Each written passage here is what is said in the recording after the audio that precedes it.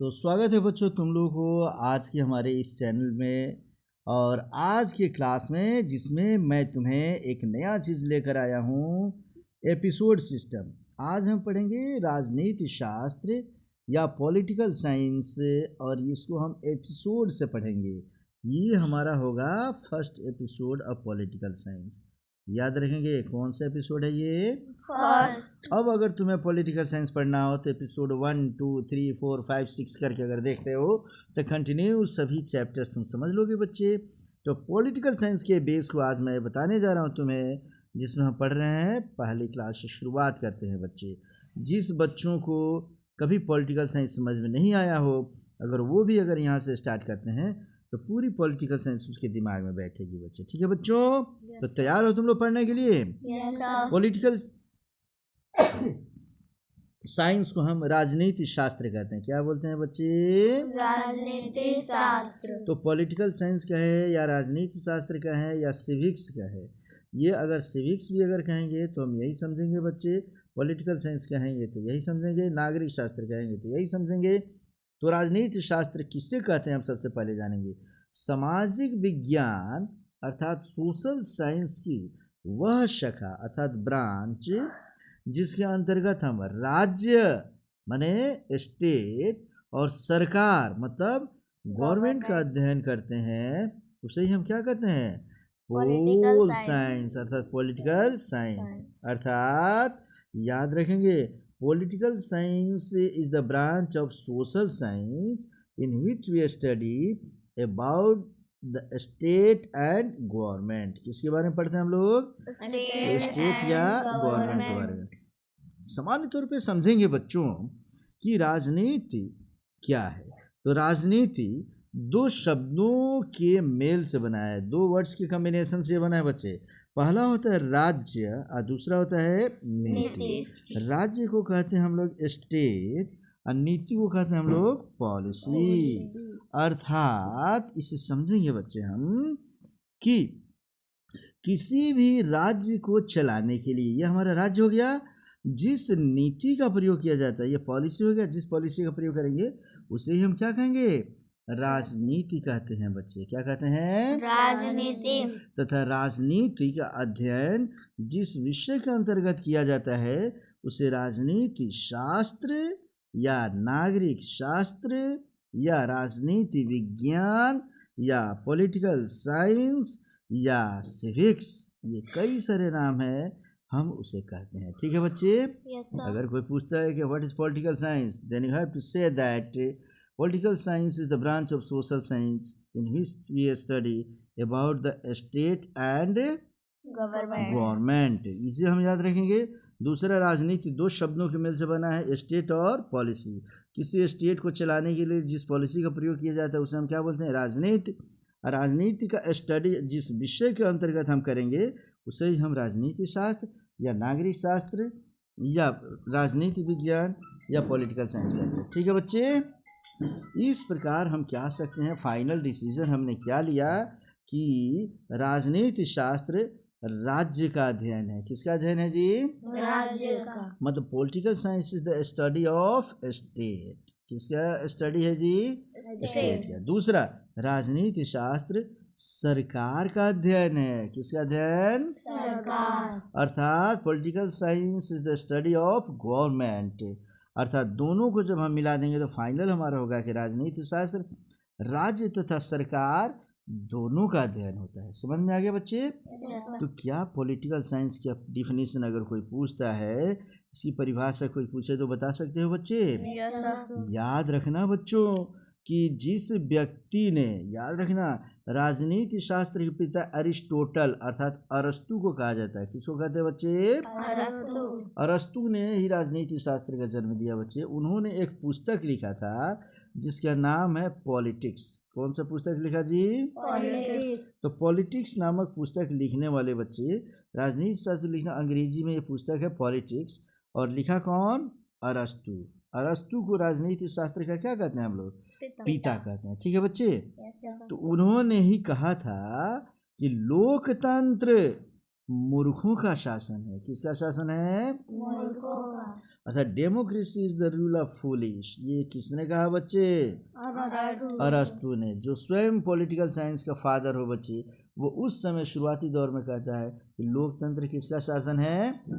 मूर्खों का शासन है। अर्थात जब तक जनता मूर्ख बनी रहेगी, समझ में आ रहा है ना बच्चा, तब तक नेता हम लोगों को ठगते रहेंगे। आ रहा है समझ में ना? तो इस तरीके से बच्चे आगे हम पढ़ते हैं। तो प्यारे बच्चों, अब हम समझेंगे कि राज्य क्या है और सरकार क्या है। क्या समझने हम लोग? राज्य क्या है और तो सबसे पहले मैं तुम्हें बताता हूँ सरकार किसे कहते हैं। सरकार को इंग्लिश में क्या बोलते हैं? गवर्नमेंट बोलते हैं बच्चे। तो अब इसे समझो ठीक तरीके से कि जब जनता अपने में से किसी जनप्रतिनिधि को चुनकर अपने लिए नियम और कानून बनवाती है, क्या करती है जी?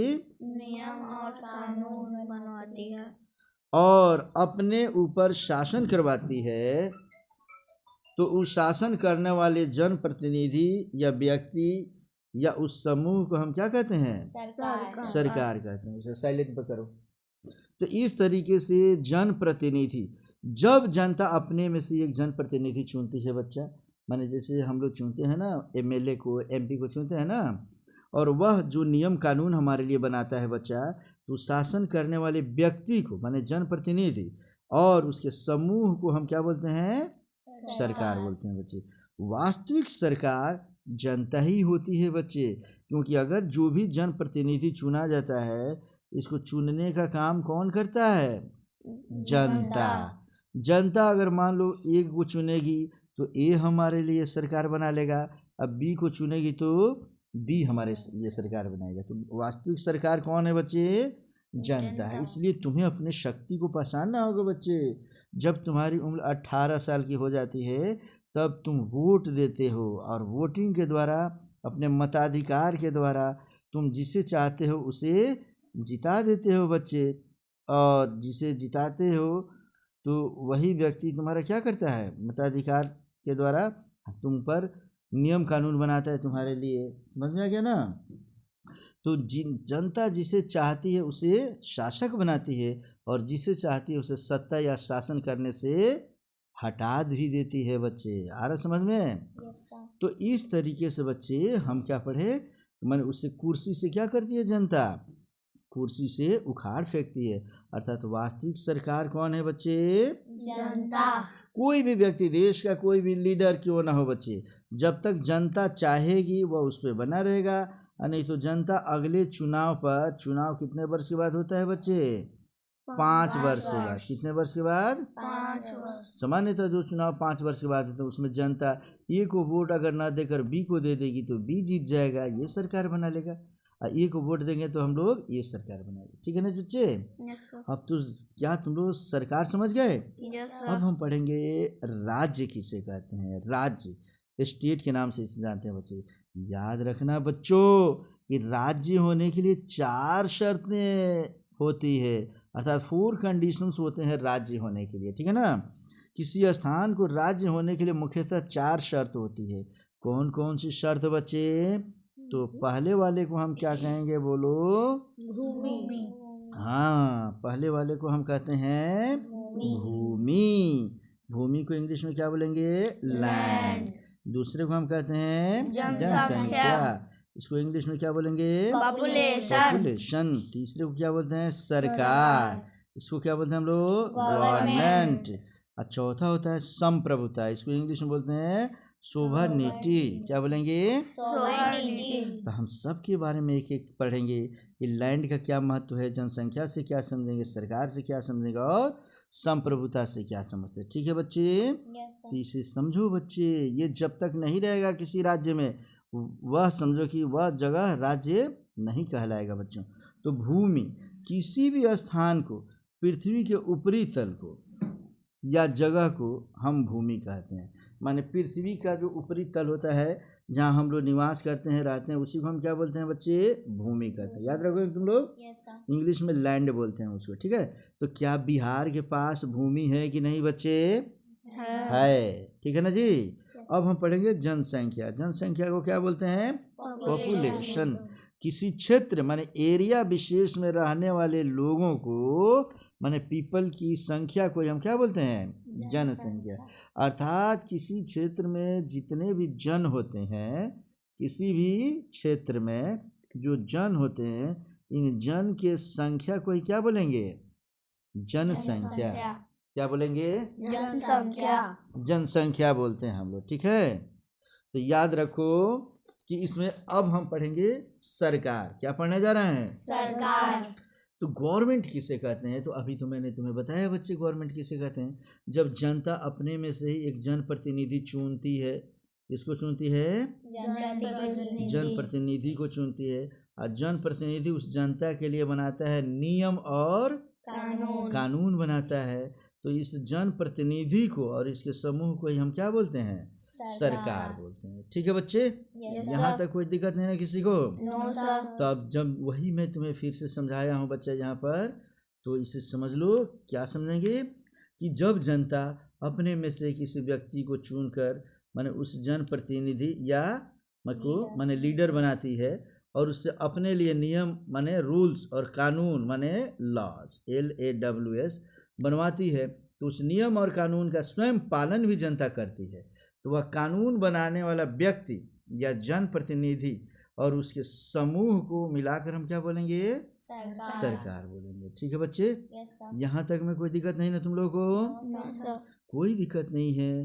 तब हम आगे बताने जा रहे हैं जैसे कौन कौन होते हैं जो हमारे जनप्रतिनिधि में आते हैं। आ रहा समझ में ना? सरकार कौन कौन बनाता है, काफ़ी इम्पोर्टेंट। मैं कल के क्लास में पूछूंगा अगले एपिसोड के पहले तुमसे बच्चे। तैयार हो बच्चे? तो इसमें आते हैं MP। क्या आते हैं जी? MP को कहते हैं मेंबर ऑफ पार्लियामेंट। क्या बोलेंगे बच्चे? Member of parliament. हिंदी में बोलते हैं उसको सांसद। क्या बोलेंगे? सांसद। उसी प्रकार आते हैं MLA को बोलते हैं मेंबर ऑफ लेजिस्लेटिव असेंबली। बोलो, मेंबर ऑफ लेजिस्लेटिव असेंबली। इसको हम विधायक बोलते हैं। हिंदी में क्या बोलेंगे? विधायक। और तीसरा होता है MLC। क्या होता है जी? MLC को बोलते हैं member of legislative council. Member of legislative council. तुम्हें पता है बच्चे ये MP कहाँ होते हैं, MLA कहाँ होते हैं? पता है कि नहीं? बोलो। नहीं पता है? तो ये देख लो, मैं तुम्हें थोड़ा सा बताने जा रहा हूँ बच्चे, इस पर विशेष ध्यान दोगे। ये हमारा देश हो गया, ये हमने एक अपना देश बनाया बच्चे। ये थोड़ा सा हाथ हिल गया मेरा। ये देखो बच्चे, ये हम एक देश में रहते हैं और यह देश कौन सा देश है बता सकते हो तुम लोग? भारत। यह देख लो बच्चे, ये हमने बना दिया इंडिया। ठीक है, और इस इंडिया में अब समझते चलेंगे हम लोग। ठीक है ना? ये श्रीलंका है, इसका मतलब नहीं है। इधर हमारा पाकिस्तान है, उससे मतलब नहीं है। इधर नेपाल है, इससे मतलब नहीं है। इधर श्रीलंका है, इससे मतलब नहीं है। इधर बांग्लादेश है, इससे मतलब हमें नहीं है। इधर म्यांमार है, इससे भी हमें कोई मतलब नहीं है बच्चे। और बाकी इधर तो पानी ही पानी है इस देश में। इधर चाइना है बच्चे। अब देखो, इसे खूब ठीक से समझोगे। हमारे देश में प्रत्येक राज्य से एक एक व्यक्ति को चुनकर दिल्ली भेजा जाता है। कहाँ भेजा जाता है जी? दिल्ली। पूरे देश का मुख्यालय दिल्ली में है। कहाँ पे है जी? दिल्ली। दिल्ली को हम देश का केंद्र बोलते हैं। क्या बोलेंगे? देश का केंद्र। केंद्र माना होता है सेंटर। तो पूरे देश से जो लोग चुनकर दिल्ली में जाते हैं उसको कहते हैं हम लोग MP। क्या कहेंगे?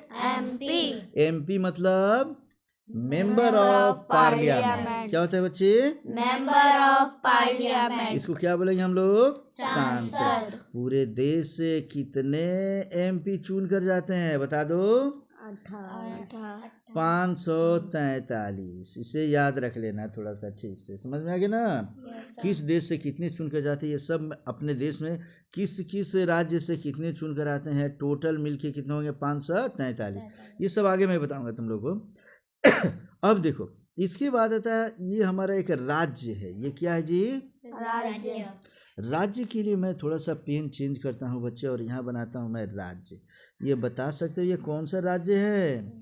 बिहार राज्य। बिहार राज्य में भी एक सेंटर बनाया गया है इसकी राजधानी में। कहाँ पे? इसके कैपिटल। तो बिहार की राजधानी कहाँ है बच्चा? पटना।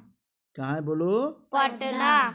पटना में है बच्चे। तो इस तरीके से पटना में, चलो यहाँ लिखता हूँ कहाँ पे है? पटना। तो पटना में इस राज्य से, ये देख लो हमने यहाँ बिहार बना दिया बच्चा, ठीक है ना। पूरे बिहार की राजधानी पटना में अलग अलग जिला से चुनकर जो लोग आते हैं, और पटना में माने प्रत्येक राज्य में जो सरकार बनाते हैं, इसको हम लोग कहते हैं एमएलए। क्या कहते हैं बच्चे? एमएलए। अर्थात राज्य में एमएलए होते हैं। आ रहा समझ में ना? स्टेट में क्या होते हैं? एमएलए। और देश में होते हैं एमपी। देश में क्या होते हैं? एमपी। एमपी जब आएंगे तो पूरे देश के लिए कानून बनाएंगे। किसके लिए बनाएंगे जी? पूरे देश के और लिए। राज्य क्या करता है? अपने एमएलए की सहायता से सिर्फ अपने राज्य के लिए नियम कानून बनाएगा। आ रहा समझ में ना? वो भी ये वही कानून बनाएगा जो एमपी बना देते हैं, उसी के अंडर में ये कानून बनाते हैं। समझ में आ गया? Yes sir. और एमएलसी भी होते हैं राज्य में। क्या होते हैं? एमएलसी। किसी किसी राज्य में एमएलसी की व्यवस्था है और सब राज्य में एमएलसी की व्यवस्था नहीं है। ये आगे क्लास में मैं तुम्हें पढ़ाने जा रहा हूँ बच्चे, तो वही चीज़ अब मैं समझाने जा रहा हूँ। फिर से समझो। तो फिर से मैं पूछूं तुमसे कि बताओ कि एमपी को क्या बोलते हैं? Member of parliament. हिंदी में क्या बोलेंगे? सांसद। ये सांसद चुनकर कहाँ जाते हैं? दिल्ली। कहाँ जाएंगे? दिल्ली। केंद्र में, ठीक है ना। अब ये तो एमएलए और एमएलसी। एमएलए का मतलब member of legislative assembly. Hindi में क्या बोलेंगे? विधायक। ये कहाँ जाते हैं? राज्य की राजधानी में। राज्य की राजधानी में। जनरली राज्य की, जैसे बिहार की राजधानी कहाँ है? पटना। ये पटना में हमारे एमएलए रहेंगे सब। उसी प्रकार उत्तर प्रदेश के अलग रहेंगे, पश्चिम बंगाल के अलग रहेंगे, ठीक है बच्चे। तो एमएलए मिलकर मुख्यमंत्री को चुनते हैं। किन को चुनते हैं जी? मुख्यमंत्री। और एमपी मिलकर प्रधानमंत्री को चुनते हैं। किन को चुनते हैं? प्रधानमंत्री। तो ये प्रधानमंत्री को चुनते हैं, ठीक है बच्चे। अर्थात जो प्रधानमंत्री, जो प्राइम मिनिस्टर होता है, वह पूरे देश का होता है। किसका होता है जी? देश का। और एमएलए जो होते हैं, जो मुख्यमंत्री होता है, वो सिर्फ किसका होता है? राज्य का, स्टेट का। आ रहा है समझ में ना? तो देश प्रधानमंत्री किसके लिए, किसके होते हैं? देश के। और मुख्यमंत्री किसके होते हैं बच्चे? राज्य। और एमएलसी होता है मेंबर ऑफ लेजिस्लेटिव काउंसिल। आगे मैं तुम्हें बताऊंगा बच्चे। एमएलसी को हम कहते हैं विधान परिषद के सदस्य। क्या कहेंगे? विधान परिषद के सदस्य। तुम्हें पता है बच्चों कि इसमें कौन कौन एमपी एमएलए में होते हैं? ये कौन कौन आते हैं? तो इसमें आते हैं सीएम। सीएम का मतलब क्या होता है? Chief minister. क्या होता है बच्चे? Chief minister. Chief minister. खूब ठीक से इसे समझोगे, आज के बाद दिक्कत नहीं होनी चाहिए तुम्हें। तो सीएम होते हैं मुख्यमंत्री। मुख्यमंत्री कहाँ होते हैं? देश में होते हैं कि स्टेट में? स्टेट। ये स्टेट में, ये राज्य में होंगे, ठीक है बच्चे। अब पीएम मतलब क्या होता है? Prime minister. प्राइम मिनिस्टर कहाँ होते हैं बच्चे? देश। ये कंट्री में होते हैं। आ रहा समझ में ना? अर्थात ये देश में होंगे। फिर बोलो प्रेसिडेंट। प्रेसिडेंट मतलब राष्ट्रपति। तो राष्ट्रपति कहाँ होते हैं बोलो? देश में होते हैं। देश माने कहाँ? ये दिल्ली। इनका मुख्यालय सबका कहाँ जाएगा? दिल्ली। तो प्रेसिडेंट स्टेट का नहीं होता है, बल्कि कंट्री का होता है, ठीक है बच्चे। Yes sir. और होम मिनिस्टर। होम मिनिस्टर कहाँ होते हैं? देश में होते हैं। गृह मंत्री कहाँ होते हैं जी? देश में। फिनेंस मिनिस्टर कहाँ होते हैं? देश में होते हैं बच्चे। ये सब याद रखोगे। और तुम्हें पता है बच्चे कि होम मिनिस्टर हमारे देश के सभी स्थिति को देखता है कि कहीं झगड़ा तो नहीं हो रहा है, सभी लोग ठीक ठाक तो है, देश का शासन चल रहा है कि नहीं। गृह मंत्री राय देता है प्रधानमंत्री को, तो प्रधानमंत्री फाइनल डिसीजन लेते हैं अपने कैबिनेट की सहायता से। और उस पर मुहर जब लगाता है, राष्ट्रपति सिग्नेचर कर देता है, तो देश का वो कानून बन जाता है बच्चे। ठीक है बच्चे। Yes sir. उसे फाइनेंस मिनिस्टर, वित्त मंत्री बोलते हैं। देश की अर्थव्यवस्था कैसी हो, सबको कितना रुपया मिलना चाहिए, सबको भोजन पानी कैसे मिले, कहाँ से देश में पैसा आएगा और कहाँ कहाँ खर्च होगा, ये सब रुपया पैसा से संबंधित मामला कौन देखता है बच्चे? फाइनेंस मिनिस्टर या वित्त मंत्री। अब आते हैं डिफेंस मिनिस्टर। कौन से जी? ये सब कंट्री में होते हैं, याद रखना इसको। तो रक्षा मंत्री देखता है कि हमारे देश पर, अर्थात इस भारत देश पर कहीं दूसरा देश, चाइना हो, पाकिस्तान हो, अफगानिस्तान हो या श्रीलंका हो, बांग्लादेश से आक्रमण तो नहीं कर दे कहीं। तो इसके लिए रक्षा मंत्री क्या करता है? पूरा डिफेंस डिपार्टमेंट देखता है। ठीक है बच्चे। तो पीएम हो तब या सीएम हो तब, ये सब याद रखते चलो।